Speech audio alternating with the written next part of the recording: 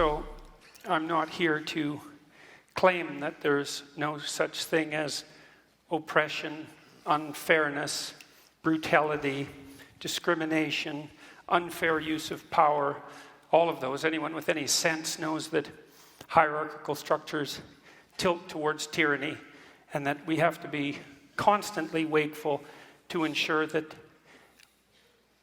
all they are isn't power and tyranny. It's interesting to hear Foucault referred to. It's unfortunate, but it's interesting.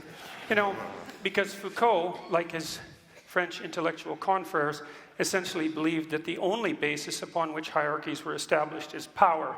And that's part of this pernicious politically correct doctrine that I've been speaking about.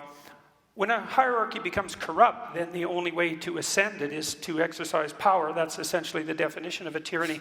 But that doesn't mean that the imperfect hierarchies that we have constructed in our relatively free countries, which at least tilt somewhat towards competence and ability, as evidenced by the staggering achievements of civilization that we've managed to produce, it doesn't mean that the appropriate way of diagnosing them is to assume without reservation unidimensionally that they're all about power, and as a consequence everyone who occupies any position within them is a tyrant or a tyrant in the making. And that is certainly the fundamental claim of someone like Foucault.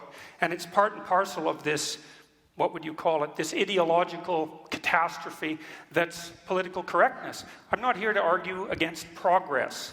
I'm not here to argue against equality of opportunity.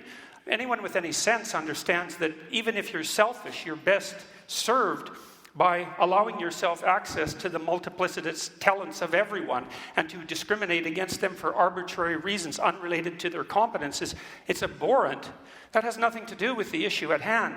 It isn't that good things haven't happened in the past and should continue to happen. That's not the point. The point is the point my compatriot Fry made, which is, well, we can agree on the catastrophe and we can agree on the historic inequity, but there's no way I'm going to agree that political correctness is the way to address any of that, and there's plenty of evidence to the contrary, some of which I would say was displayed quite clearly tonight.